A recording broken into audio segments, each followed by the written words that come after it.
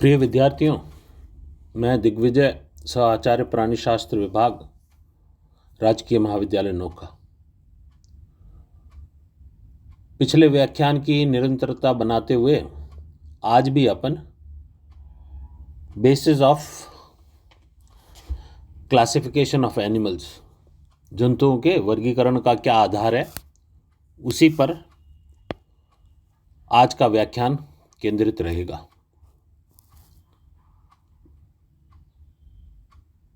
उस आधार को शुरू कर रहे हैं उससे पहले हम जंतु को परिभाषित करने वाले लक्षण, हम जंतु किसे कहेंगे, उसके बारे में भी थोड़ा सा सामान्य ज्ञान हमें होना चाहिए। पहला सबसे इंपॉर्टेंट लक्षण क्या है? यह एक कोशिकीय या बहुकोशिकीय होते हैं तथा इनकी कोशिकाएं सुकेंद्रीय होती है, परंतु कोशिकाओं में कोशिका भित्ति नहीं होती। हमें मालूम है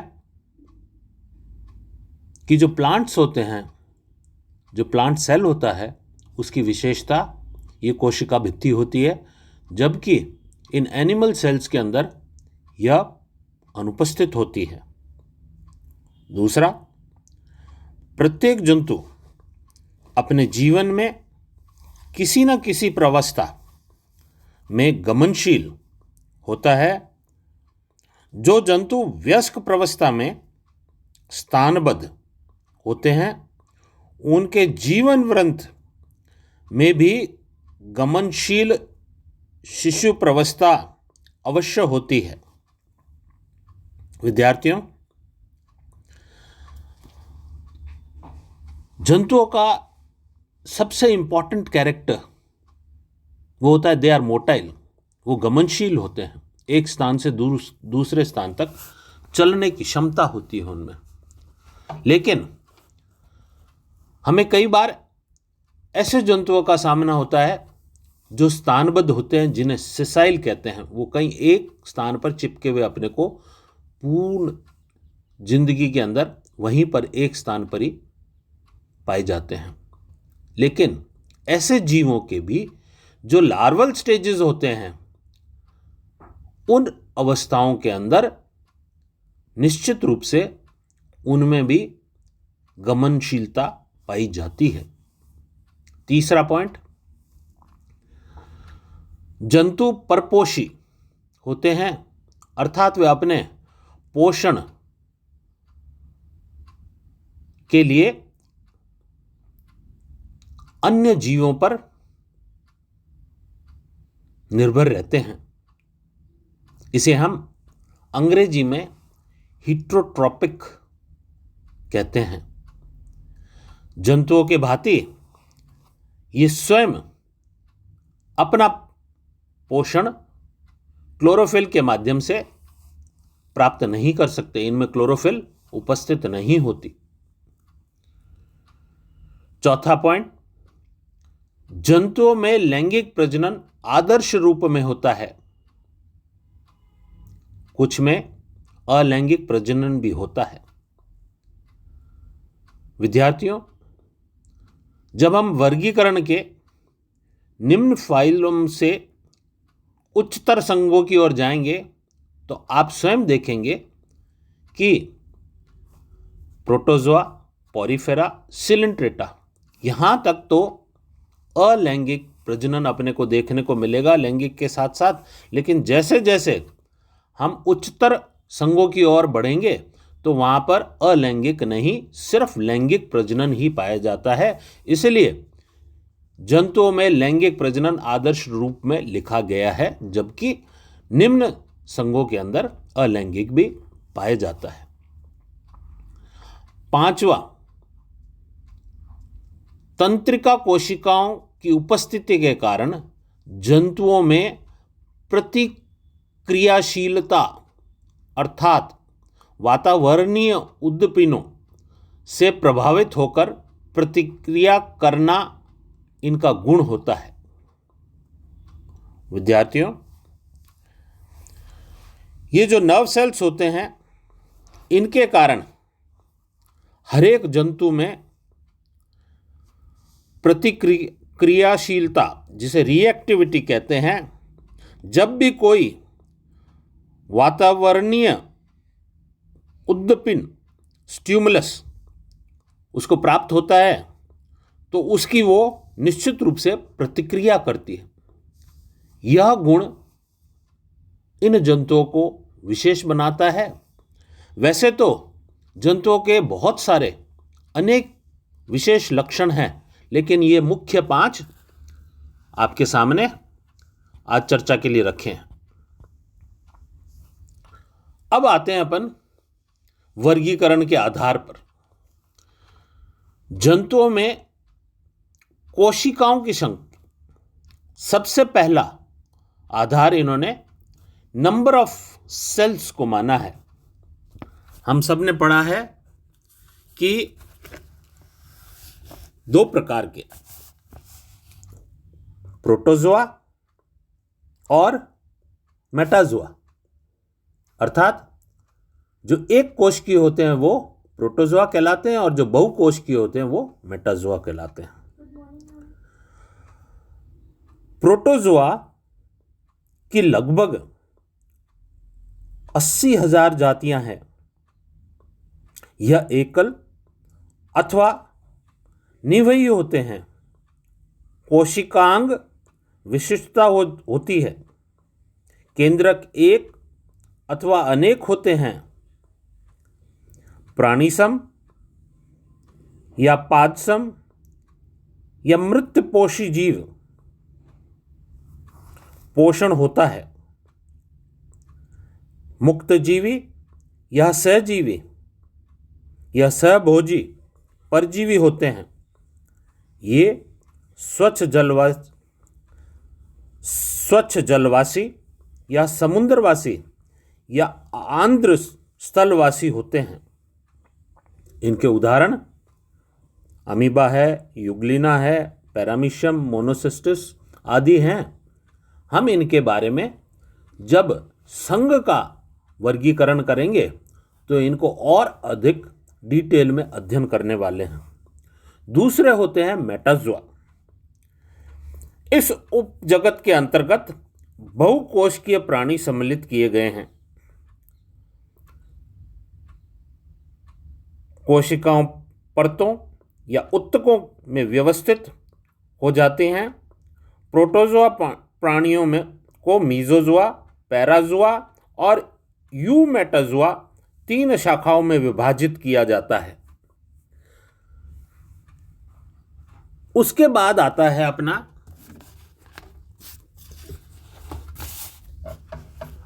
संगठन की कोटि। इसमें मेटाजोआ या बहुकोशिकीय जंतु को उनकी संगठनात्मक कोटि के आधार पर 3 वर्गों में बांटा जाता है। इसमें से प्रथम उपजगत एग्नेथोजोआ है, जिसमें संघ मीजोजोआ रखा गया है। दूसरा उपजगत पैराजोआ है, जिसमें संघ पॉरीफेरा रखा जाता है। ये दोनों ही संघ या उपजगत उत्तक कोटि के संगठन के हैं। तीसरा जगत यूमेटाजोआ का है, जिसमें उत्कीय स्तर तथा उससे ऊंचे स्तर का संगठन पाया जाता है। विद्यार्थियों, शरीर संगठन में जंतुओं में स्पंजेस सबसे कम विकसित निम्न कोटि के होते हैं। इनमें शरीर द्विस्तरीय डिप्लोप्लास्टिक होता है, अर्थात शरीर कोशिकाओं की उत्पत्ति 2 भ्रूणीय स्तर एक्टोडर्म व एंडोडर्म से होती है। कोशिकाओं के बीच श्रम विभाजन होता है। अर्थात कोशिकाएं विभिन्न कार्य के लिए विभेदित होती है, परंतु इनका भेद स्थायी नहीं होता। अतः स्पंजों के शरीर को हम कोशिकीय स्तर, ये सेलुलर लेवल का ही होता है। स्पंजों के बाद में नाइडेरिया के जंतुओं में अधिक विकसित होते हैं। ये भी द्विस्तरीय होते हैं, परंतु इनकी कोशिकाओं में भेद स्थायी होता है और दो कोशिकाएं स्थायी एक्टोडर्मल और एंडोडर्मल एपिथेलियल स्तरों में व्यवस्थित होती है। इस प्रकार नाइडेरिया में शारीरिक संगठन टिश्यू लेवल उत्तक स्तर का होता है। नाइडेरिया से अधिक विकसित जंतुओं के भ्रूण में मीजोडर्मक नामक तीसरा स्तर भी बन जाता है। अतः शरीर त्रिस्तरीय ट्रिप्लोब्लास्टिक होता है। इनमें शरीर संगठन इसलिए अंगीय स्तर ऑर्गन लेवल का होता है। इनमें कोशिकाओं के बीच श्रम विभाजन तथा संगठित ऊतकों, अंगों और अंग तंत्रों का उत्तरोत्तर विकास होता रहता है। इसके बाद में आता है बॉडी प्लान, शरीर योजना। शरीर योजना अनुसार हम इनको 3 में विभाजित कर सकते हैं। पहला है सेल एग्रीगेट्स, यानी सेल एग्रीगेट बॉडी प्लान, जो सामान्य हमें स्पंज के अंदर देखने को मिलता है। कोशिकाओं का एक समूह जिसे हमने सेलुलर लेवल कहा था। दूसरा ब्लाइंड सैक बॉडी प्लान, अर्थात जो आहार नाल है वो पूर्ण नहीं है, इनकम्प्लीट डाइजेस्टिव सिस्टम। इसका उदाहरण हाइड्रा है। दिया गया चित्र, यह वाक्य जो मैंने बोला है उसको स्पष्ट करने के लिए चित्र के माध्यम से आप देखेंगे कि ये जो आहार नाल है इसका एक ही छिद्र है खाना ग्रहण करने का और अपशिष्ट पदार्थों को निष्कासन करने का। अर्थात यह ब्लाइंड सैक बॉडी प्लान कहलाता है और इसका उदाहरण हाइड्रा है। तीसरा tube with in tube body plan, एक ट्यूब के अंदर दूसरी ट्यूब की शारीरिक योजना। यहां पर जो आहार नाल है वो कंप्लीट है, अर्थात एक सिरा पर मुख है, दूसरे सिरे पर गुदा है। इसका उदाहरण मछली के रूप में चित्र के द्वारा आपको समझाने का प्रयास किया है, जिसके अंदर यह कंप्लीट यानी 2 छिद्र होते हैं, ग्रहण करने का अलग है और निष्कासन का अलग है। विद्यार्थियों, अब मैं एक बार वापस आपको एम्ब्रियोलॉजी की ओर ले चलता हूं। चित्र के अंदर निषेचन के बाद जाइगोट बनता है, जाइगोट के बाद मोरुला बनता है, मोरुला के बाद ब्लास्टोसिस्ट बनता है। उस प्रक्रिया को एक बार पुनः आपको बताना चाहूंगा कि मोरुला एक ठोस संरचना होती है, ब्लास्टोसिस्ट वो रचना होती है जिसके अंदर अब ब्लास्टोसील का निर्माण हो गया है। ब्लास्टोसील निर्माण होने के बाद में हम पाते हैं कि उसके अंदर एक अंदर से धंसना शुरू होता है, इन्वेजिनेशन, और उस धंसने वाले छिद्र जहाँ उपस्थित होता है उसे हम ब्लास्टोपोर कहते हैं। यह ब्लास्टोपोर वर्गीकरण के लिए एक बहुत इंपॉर्टेंट लक्षण है। ब्लास्टोपोर द्वारा 2 चीज़ों का निर्माण होता है। ब्लास्टोपोर या तो मुख बनाएगा या गुदा बनाएगा। जिनके द्वारा ब्लास्टोपोर से मुख बनता है उनको हम प्रोटोस्टोम्स कहते हैं। प्रोटोसोम्स